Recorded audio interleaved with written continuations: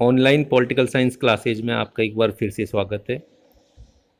राजनीति विज्ञान को पढ़ते हुए आज हम भारतीय संविधान में संशोधन की प्रक्रिया को जानने समझने की कोशिश कर रहे हैं।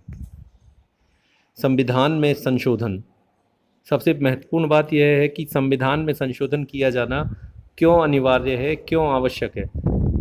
प्राय ये कहा जाता है कि संविधान एक गतिशील दस्तावेज है और बदली परिस्थितियों के अनुरूप संविधान में उन बदली परिस्थितियों के अनुरूप उसका संशोधन किया जाना अनिवार्य हो जाता है।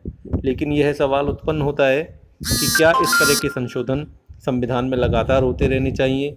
क्या संसद को या विधायिका को यह शक्ति प्राप्त होनी चाहिए कि वे लगातार संविधान में संशोधन कर सके, या संविधान इतना कठोर बनाया जाए कि उसमें संशोधन आसानी से ना हो सके?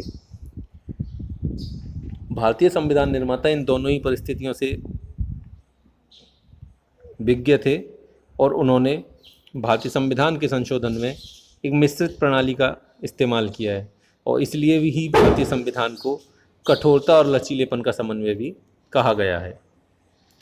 संविधान में संशोधन 3 प्रकार से हो सकते हैं: संसद के साधारण बहुमत द्वारा संशोधन, संसद के विशेष बहुमत द्वारा संशोधन और संसद के विशेष बहुमत द्वारा एवं आधे राज्य विधानमंडलों की संस्तुति के उपरांत संशोधन।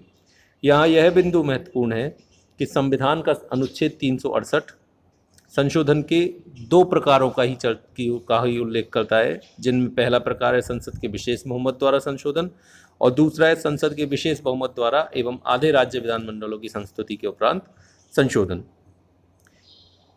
यह सवाल उत्पन्न होता है कि फिर संसद के साधारण बहुमत द्वारा संशोधन को संशोधन कैसे कहा जाता है। तो यह बिंदु स्पष्ट है कि जो साधारण विधि से, जिस प्रकार से कोई अन्य कानून बनते हैं, उन विधि से किए जाने वाले संशोधन संविधान के संशोधन तो होते हैं, किंतु उन्हें संविधान संशोधन के रूप में गिनती नहीं की जाती। अनुच्छेद 368 केवल अंतिम 2 प्रकार को ही संशोधनों की चर्चा करता है। संशोधन की प्रक्रिया, अनुच्छेद 368 के अनुसार संशोधन की प्रक्रिया का निम्नलिखित तरीकों से उल्लेख किया गया है। संविधान के संशोधन का आरंभ संसद के किसी सदन में इस प्रयोजन के लिए विधेयक पुनः स्थापित करके ही किया जा सकेगा और राज्य विधानमंडल में नहीं। अर्थात यदि संविधान में कोई संशोधन किया जाना है तो इस संबंध में जो विधेयक है वह संसद के ही किसी सदन में आ सकता है। राज्य विधानमंडल ऐसे किसी विधेयक की शुरुआत नहीं कर सकते। दूसरा महत्वपूर्ण पक्ष है कि विधेयक को किसी भी मंत्री या गैर सरकारी सदस्य द्वारा भी स्थापित किया जा सकता है और इसके लिए राष्ट्रपति की पूर्व स्वीकृति आवश्यक नहीं है।